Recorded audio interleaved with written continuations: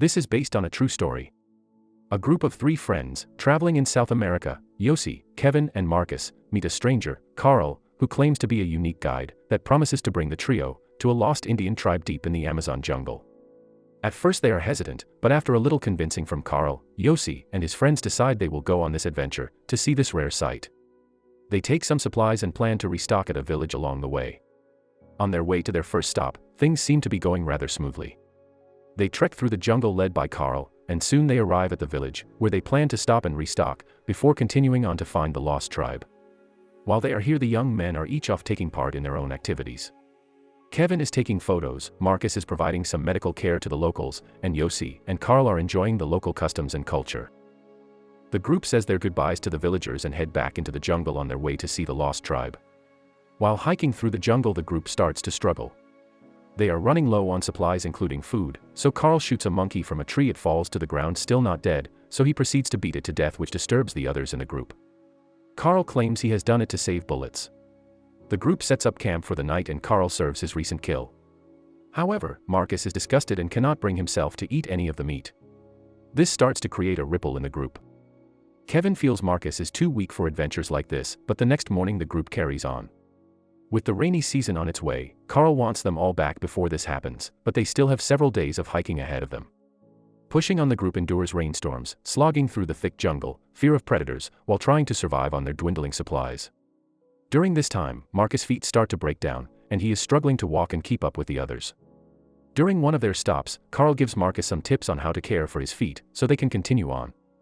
Seeing his feet blistered, bloodied and raw, his friends see how bad things are, and offer to carry Marcus's gear going forward. Still trying to continue forward, the group reaches a point where it is near impossible for Marcus to walk.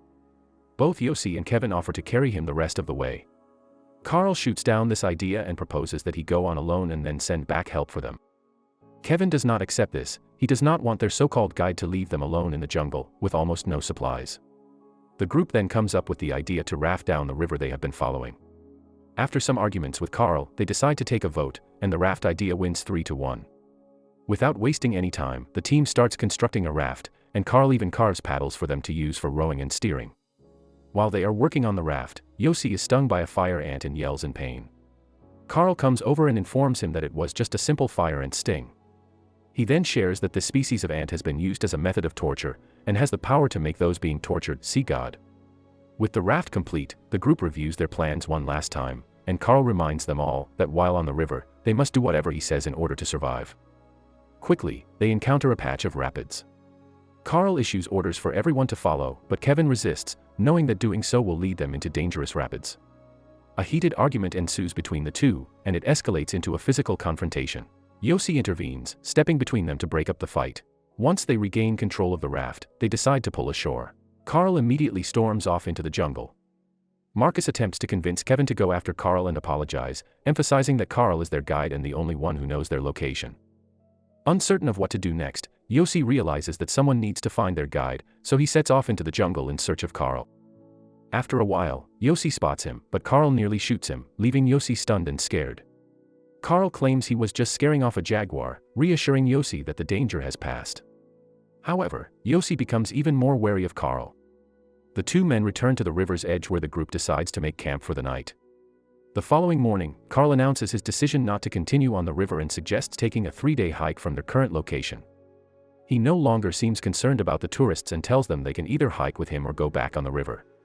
Kevin is determined to stick with the river, while Yossi, still eager for adventure, wants to follow Kevin. However, Yossi is aware that Marcus will want to come along as well, and he worries that Marcus might not be up for the challenges of their adventure. Despite these concerns, Yossi and Marcus discuss their options. Initially, Yossi suggests that Marcus should take the raft due to the condition of his feet.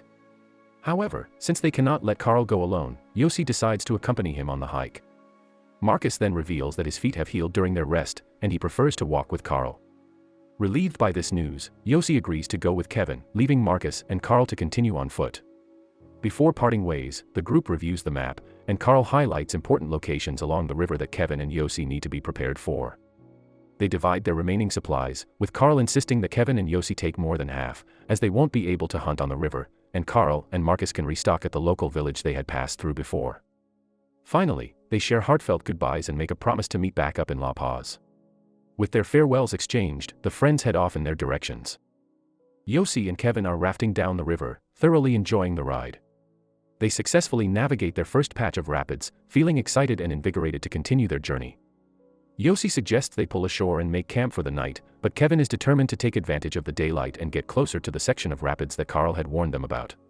While Yossi begins to doze off on the raft, they abruptly realize that the water has become rough, and they're approaching the rapids. They try to paddle towards the small beach that Carl had mentioned as a stopping point, but the current proves too powerful, and they lose control of the raft. The raft collides with a boulder in the middle of the river, trapping them against the strong current and the rock. Kevin is confident that he can reach the riverbank and then help Yossi reach the shore as well. Without hesitation, he dives into the turbulent waters. Acting quickly, Kevin scrambles toward Yossi, shouting for him to grab the machete before they abandon their raft. Before Yossi can react, the raft gives way, and he is swept away downstream.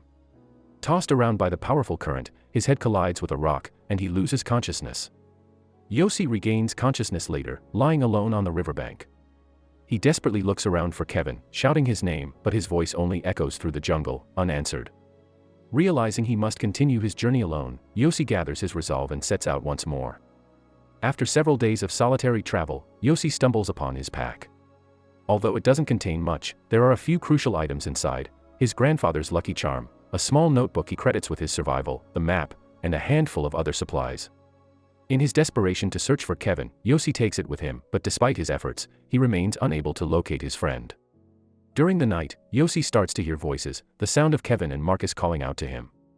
He even catches a fleeting glimpse of Marcus in the darkness. He excitedly points his flashlight at his friend, only to realize that it was nothing more than a trick played by his own mind. Yossi continues to hear rustling in the underbrush, prompting him to scan the jungle with his flashlight. He discovers a lurking jaguar. Armed with little to defend himself, Yossi improvises. His makeshift weapon successfully scares off the menacing jungle cat, sparing him from a potentially deadly encounter. During the daytime, Yossi had previously noticed a bump on his forehead but hadn't paid it much attention.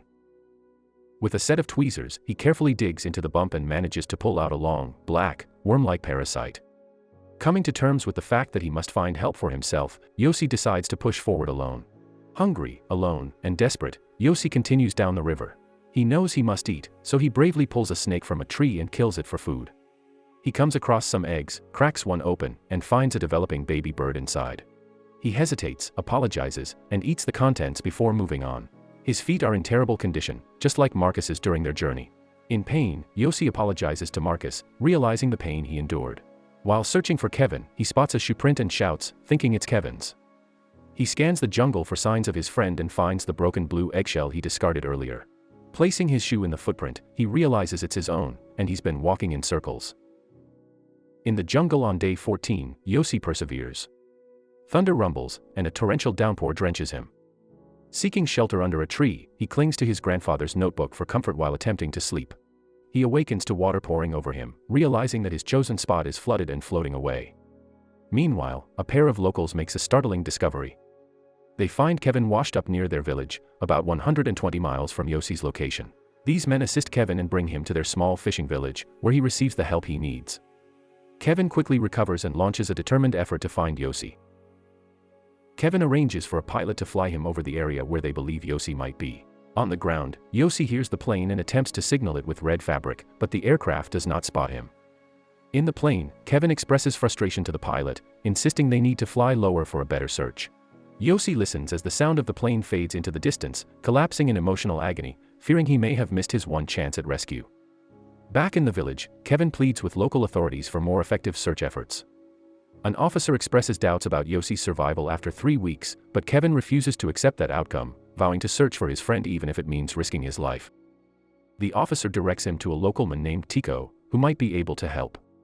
Kevin implores Tico to assist but is initially brushed off, with Tico doubting that a foreigner could survive for 3 weeks in the jungle.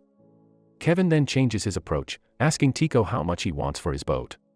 After some negotiation, they strike a deal and set out together to search for Yossi. In the jungle, Yossi continues to fight for survival.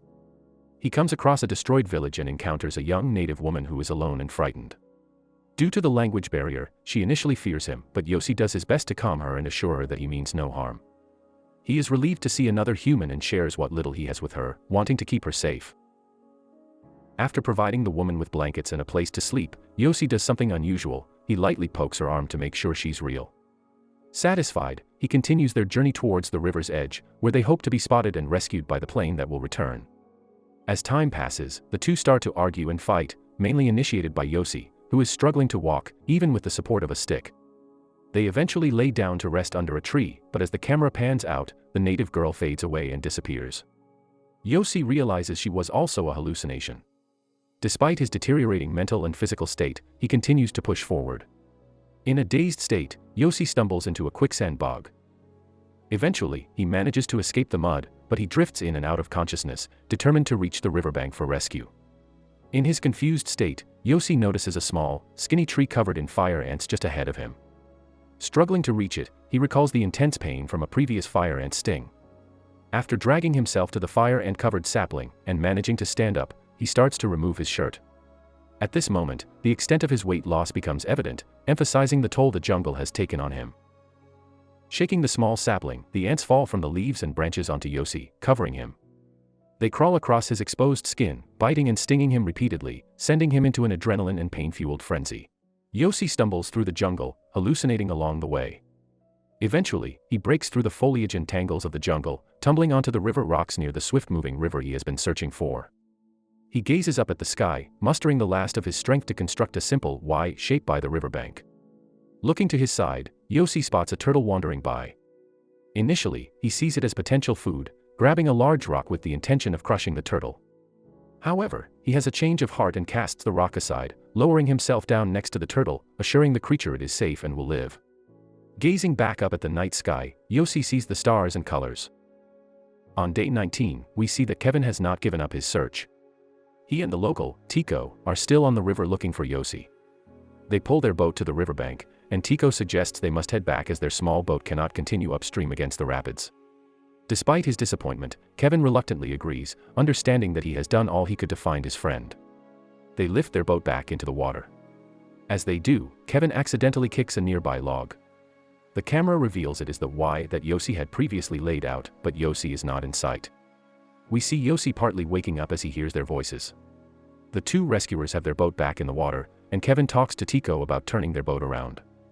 In his exhausted state, Yossi recognizes Kevin's voice and peeks his head out from behind a tree root where he had spent the night. He spots the boat with his friend and the local men, who are not facing him and therefore unaware of his presence. He tries to call out to Kevin, but only a whisper escapes his lips. As Kevin and his companion are about to turn around a bend in the river, Kevin takes one last look to the shore and spots Yossi. Kevin immediately shouts to him, and Yossi realizes he is saved, crumbling to the ground in exhaustion and tears of relief.